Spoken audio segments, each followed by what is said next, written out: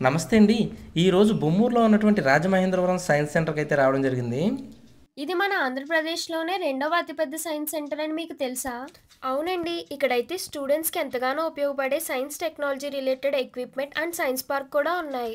ఈ science park అయితే state and central government వారు సుమారు 15,00,00,000 వ్యయంతో 5 ఎకరాల్లో నిర్మించారండి.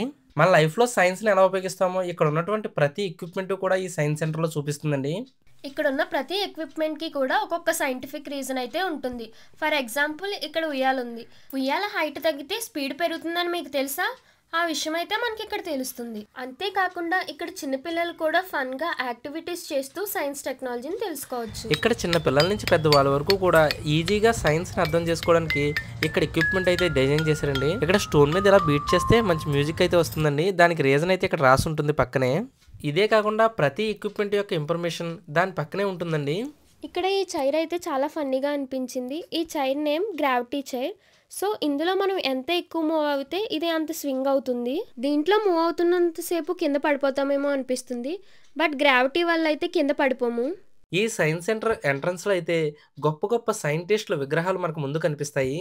ఈ సైన్స్ సెంటర్‌లో గ్రీనరీ చూస్తే పీస్‌ఫుల్‌గా అయితే అనిపిస్తుంది. ఇంకా ఈ సైన్స్ సెంటర్ లోపల ఏమేం ఎక్విప్‌మెంట్స్ ఉన్నాయో నెక్స్ట్ వీడియోలో చూద్దాం.